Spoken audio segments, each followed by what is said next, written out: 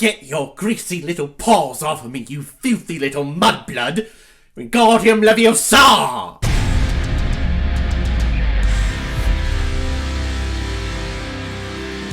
Rise of the Planet of the Apes, released in 2011, and is directed by Rupert Wyatt, which I was mistaken in my last video. I thought this was a complete Matt Reeves trilogy, but no, he comes in on the second one. This one's directed by Rupert Wyatt, whose filmography is, well, it's not extensive and it's not the best. And this film stars James Franco, John Lithgow, Brian Cox, Malfoy, Frieda Pinto is here for some reason, and the performance capture of Andy Serkis. James Franco plays a scientist who is trying to cure Alzheimer's disease. Does anyone else think that that sentence just doesn't make sense?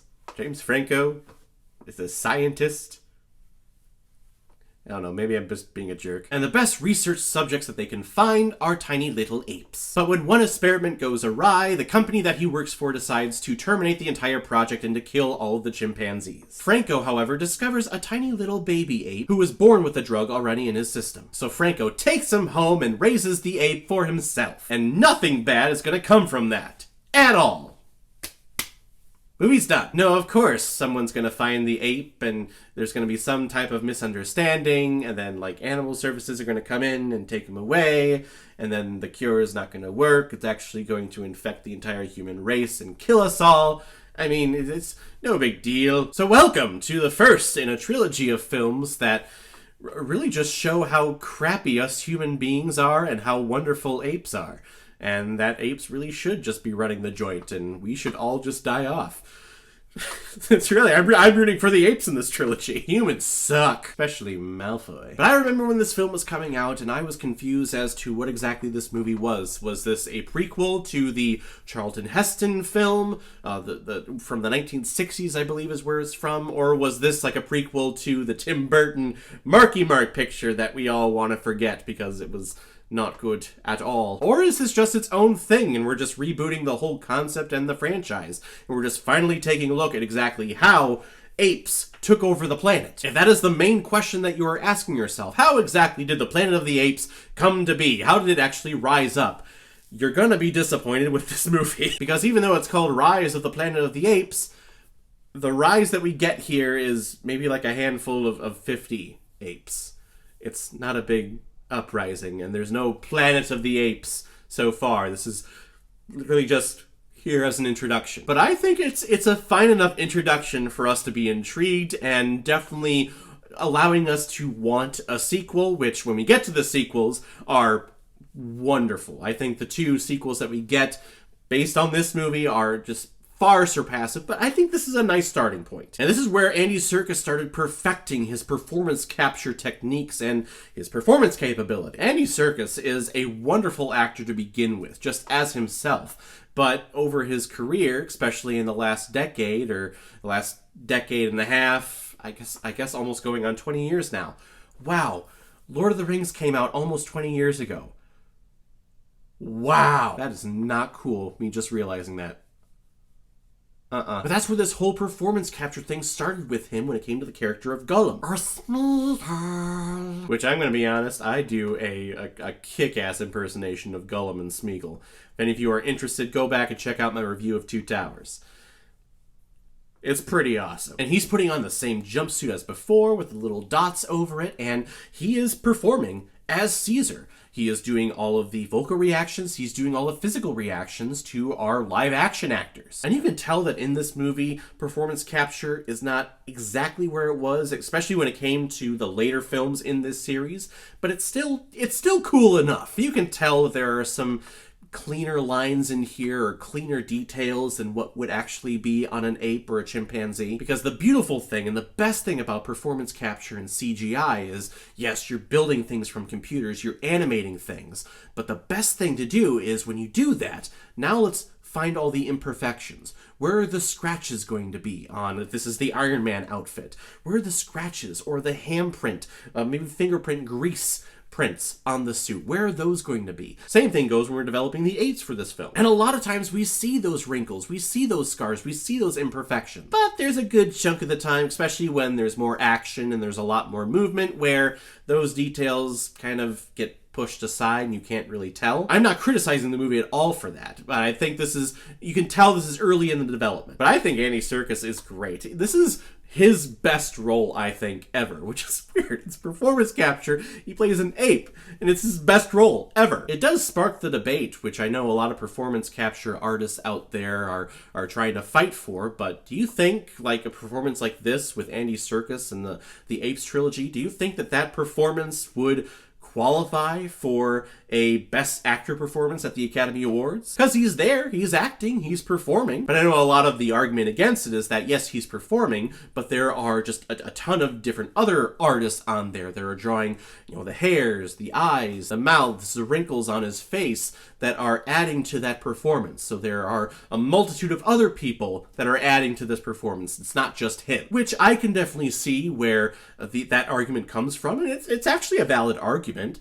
But I mean, what's the difference between that and then also maybe a live-action actor who gets nominated for Best Actor? Don't we have editors? Don't we have directors? Don't we have lighting designers and cinematographers that are lighting this actor's performance up too? So, I mean, we can throw that argument a little bit back in their face a little bit. I don't know. It's an interesting debate, and I'm actually interested in what you think. If you think Andy Serkis deserved to be nominated for Best Actor with his performance in Caesar, whether it's this movie or any of the Apes trilogy, comment below. I'm definitely interested in what you guys think out there. He's really the big talking point of this film. His performance is great. The CGI, for the most part, is fantastic.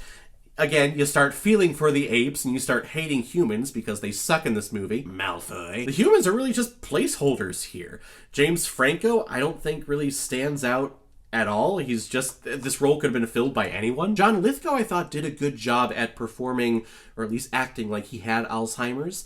A lot of actors out there, they play at having that, I guess, is really the term that would be used. You can tell that they're just dialing it up for cheesiness. I really didn't get that. I thought his performance was very genuine. Frieda Pinto is here, like I said, and that's really what best describes her in this role. And not that she's a terrible actress, it's just that her character here is just here because she's a woman, and James Franco needs a love interest for some reason. She plays an animal doctor at the local petting zoo, which is interesting because James Franco will take Caesar in to, maybe like get stitched up, or if if he has a cold, he'll go there to be seen.